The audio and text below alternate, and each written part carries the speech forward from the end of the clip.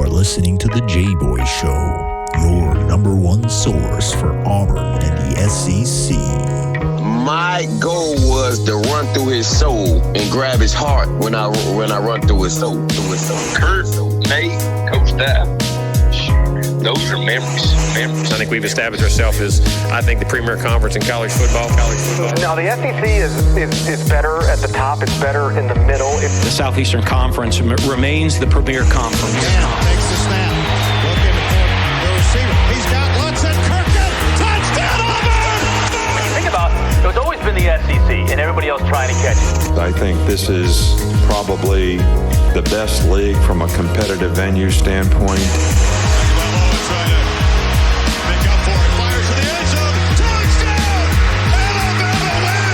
They have the most capable teams. You just look at those programs, the way they recruit, how they invest.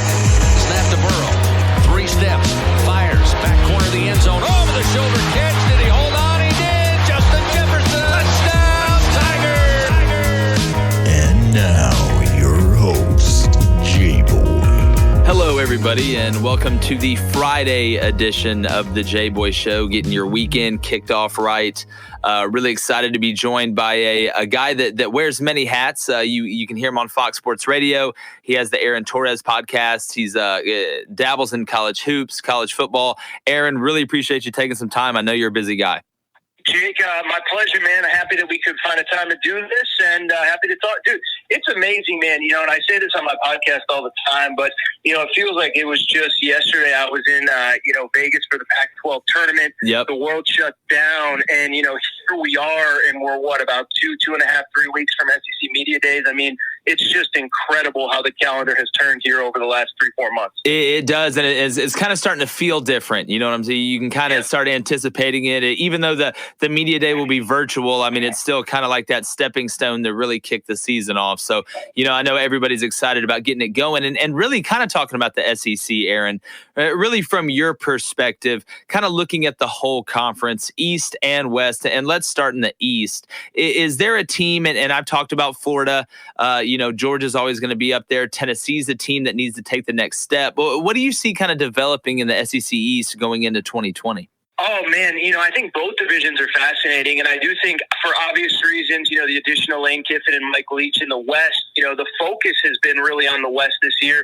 But I think the East is incredibly fascinating, really on all fronts. I mean, listen, all the topics that we've been talking about since the end of last season are still very much valid in terms of, you know, is Georgia ever going to get over that hump? You look at their personnel, you say, you know, they can do this, but, you know, you play Alabama in Tuscaloosa in late September, and, you haven't had success against LSU and Alabama since Kirby Smart got there, really since Nick Saban got to Alabama.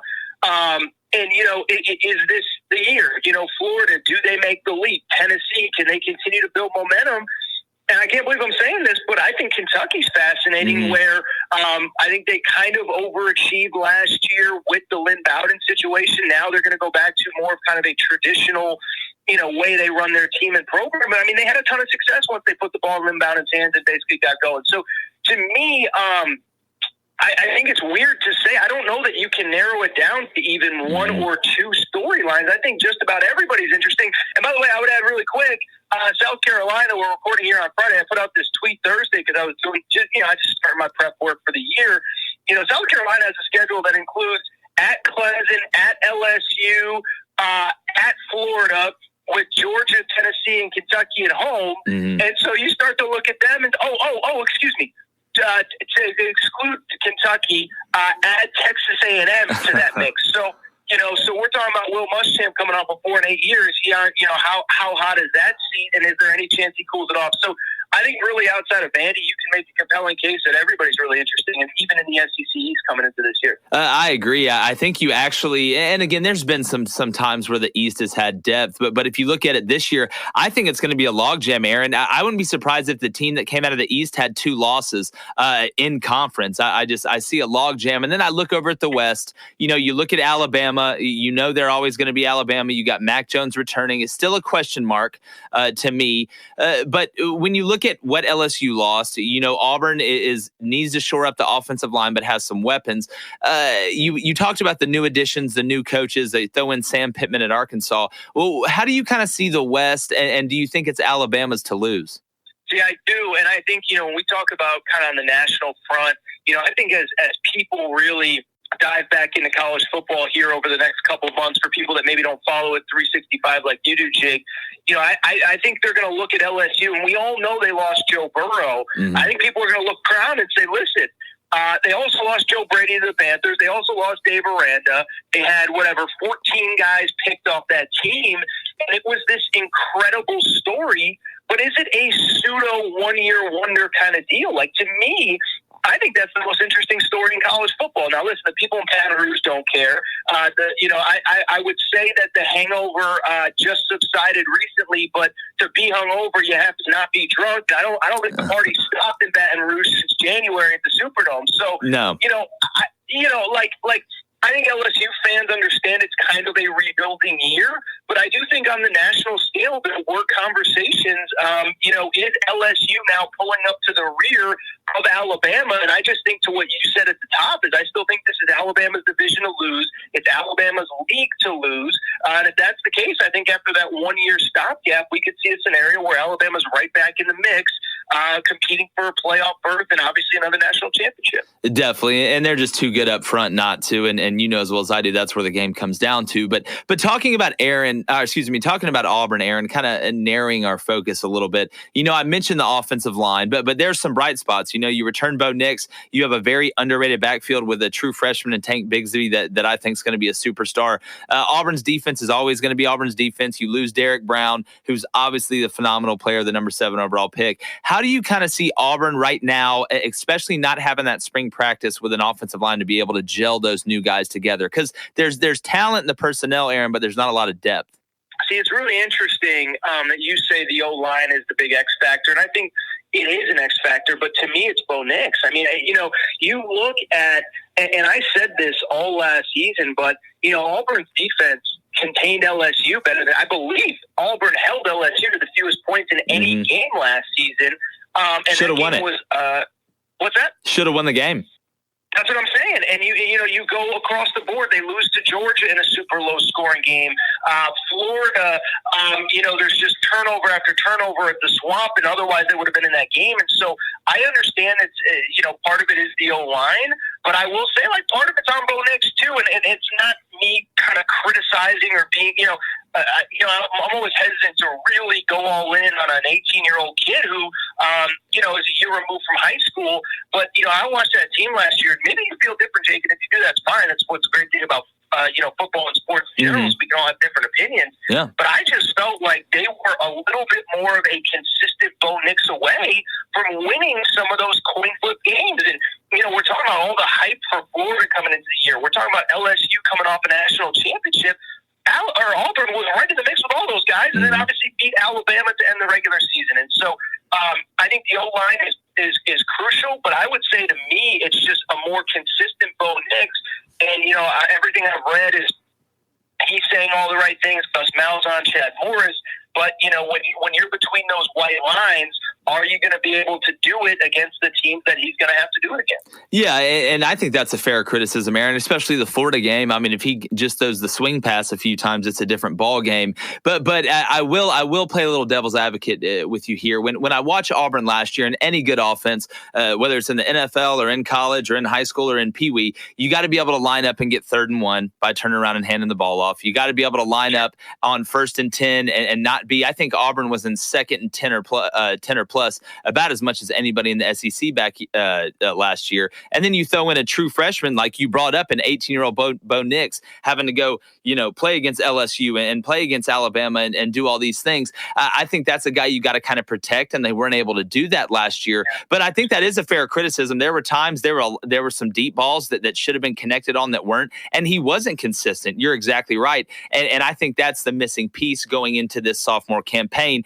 is, can he put together consistent games, not turn the ball over in big games, which you know as well as I do. If you don't turn the ball over in big games in the SEC, you're going to give yourself a chance. And I think Auburn may win one of those games or two of those games. But talking about quarterbacks in the league, Aaron, because it's an interesting conversation this year, because you have Jamie Newman going to Georgia. You have Miles Brennan doing his thing. Is there a guy that's kind of a sneaky guy that not a lot of people are talking about in the SEC at quarterback that you like?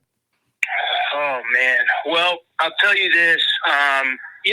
Listen, I'll give you one. I mean, and I think it's one that probably doesn't feel obvious, but probably is obvious.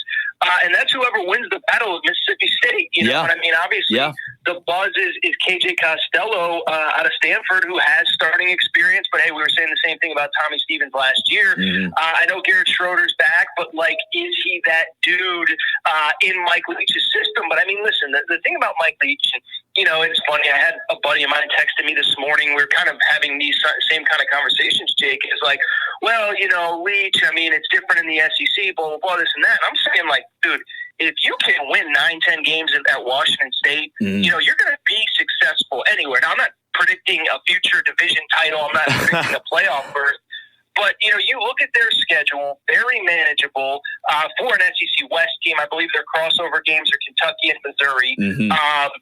And I just look at him, and the thing about him is he's now done this 2, 3, 4 years in a row where new quarterback, Gardner Minshew, comes from a program where he wasn't even crazy successful, wins the job and sets all sorts of records. Now he's an NFL starting quarterback. And so I only bring it up to say, and I am the furthest thing from an X's and O's expert, Jake, but everything that I understand about the air raid is that it's easy to pick up. It's conceptually not very complicated, which makes it sound like a bad thing.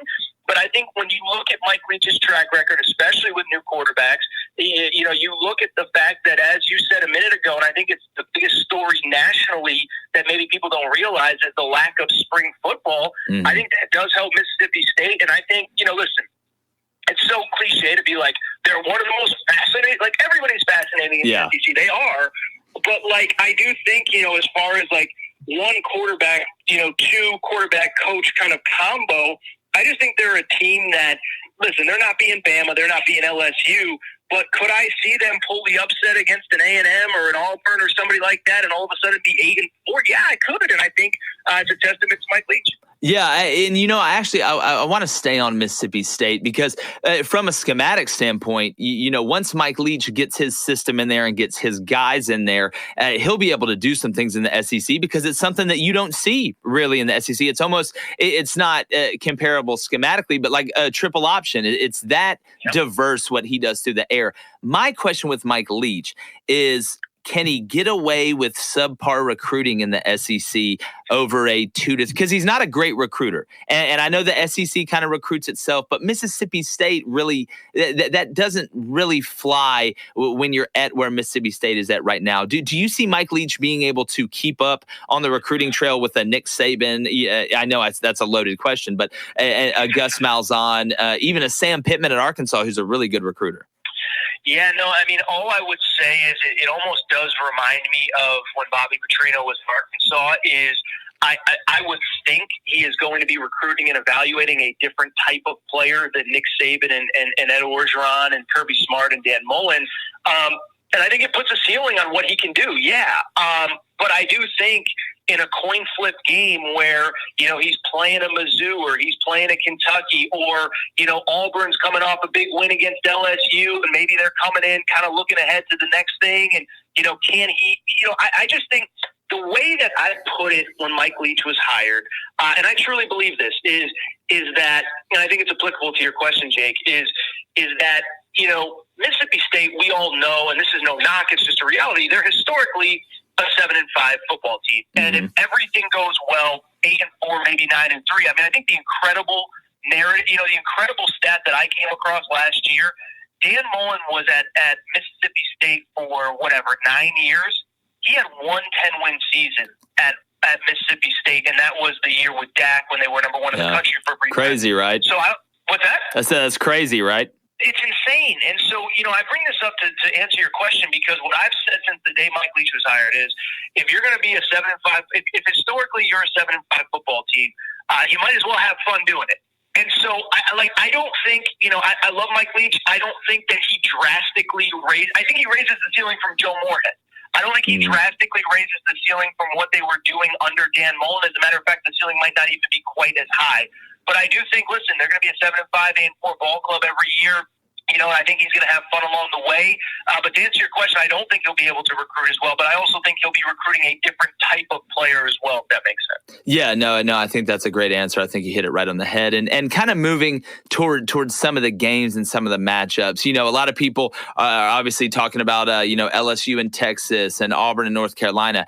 There's a sneaky game in there to me, Aaron, and I want your opinion on it. And it's kind of one that it's almost like it's a foregone conclusion. And that's Alabama versus USC. And I bring it up for this reason.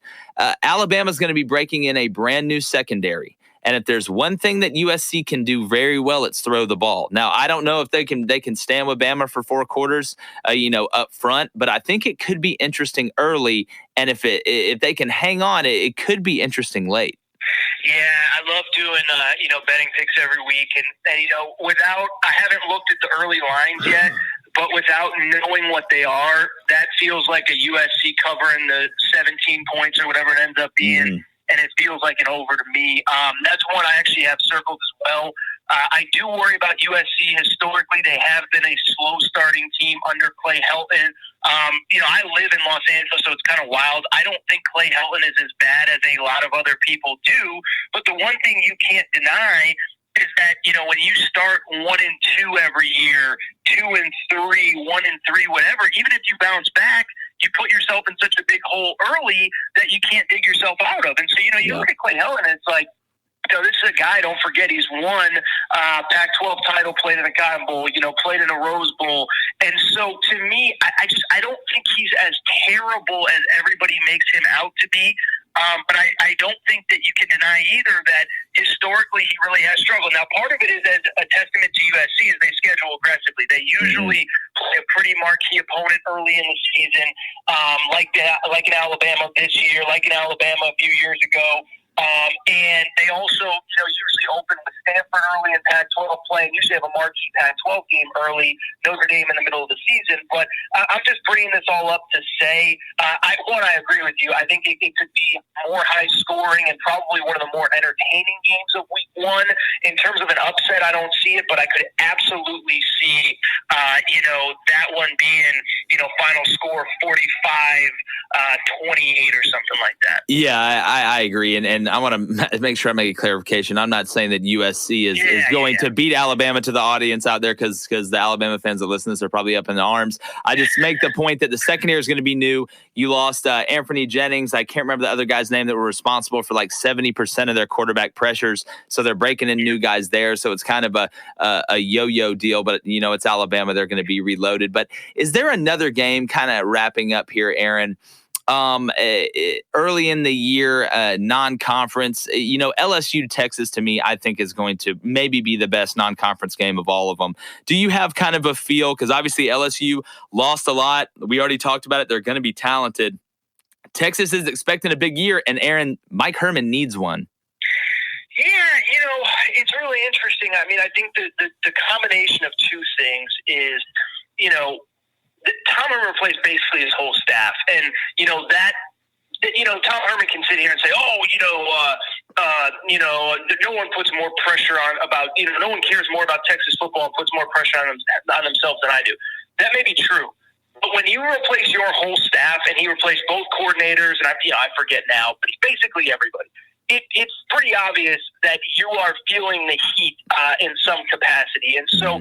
I do worry about going to LSU. I don't know if there's a kickoff time announced yet, but whether it's 3:30 or a night game, it's just going to be really tough. And listen, I know Sam Ehlinger comes back, but I think that was where a lot of Texas's hype came from last year. We focused too much on the quarterback and not enough on everybody else. So I'm intrigued by that game. That's one that stands out to me. I'm just trying to think off the top of my head who else everybody plays. I'm just trying to think off the top of my head. Even if it's outside the SEC, is there one outside the Southeastern Conference that kind of jumps off to you early? I know Alabama and Ohio State just scheduled a game like 30 years from now. I saw you get really excited on Twitter. Yeah, I have a kind of an interesting theory on that. I actually think that, to me, that speaks to the fact that I think these big-time programs, ADs, athletic directors, which are the same thing, ADs and athletic directors, is that I think they see a future with an expanded playoff. And I think if Alabama was worried that one loss was going to keep them out of the playoff, I don't know that they'd be as aggressive scheduling as they are right now. Neither here nor there. Listen. I'll tell you this. I think there's a couple really interesting ones from the perspective of, especially in the fans, no fans debate, right? Ohio State going to Oregon. Yeah. Oregon. Governor says no crowds until the end of September. That immediately gets shot down because I'm pretty sure all the Oregon donors are also donors to her campaign, so that gets shot down. And I also think, I'll tell you, Michigan traveling to Washington. I mean, to me, I sit here and say, under normal circumstances, listen, first of all, we crap on Jim Harbaugh so much. I mean, the guy wins a lot. But under normal circumstances, you fly across country. That is a really, really, really tough place to play, in general. But first-year head coach for Washington and Jimmy Lake, and I know not that much has changed, but, if that environment is at 50% capacity, 25% capacity, I think that really favors Michigan in a way that I don't know where I would have leaned otherwise. So, to me, outside of the SEC, to me, that's actually the most fascinating game because of the fact that I think with a full house, I think Washington potentially has the personnel to pull the upset, but if it's 25-50% capacity, I don't know that I feel the same way. Definitely, and that's when I'm definitely going to catch. And that stadium, if you haven't been, up in Washington, it gets pretty loud. It's the way it's built, and they do a really good job there. But speaking of doing a really good job, Aaron, fantastic, man. Got to have you back on. May talk some college hoops next time. You're ambidextrous. You know what I'm saying? You can go with the right or left. So at the end of the day, man, it's just I really appreciate you taking some time and talking to us in the audience. Well, dude, hosting a national radio show, you kind of got to follow everything. But, I've been covering both college football and college basketball for a long time, worked at FoxSports.com for a long time before it shut down. So whatever you need me to talk about, pretty much, I'm good. As long as it's not hockey or golf, we're probably good to go. So, hey, definitely. I don't know hockey, so I know golf, but I don't know hockey. But tell everybody where they can find you, man, because you're a great follow. Yeah, absolutely. Aaron _Torres on Twitter. And that's where I post all my stuff. I do a bi-weekly podcast, which really hits on whatever the big topics are across college sports. Obviously, as listeners listen to this, on my next episode, I'll probably be talking a little bit about the Ohio State, Alabama.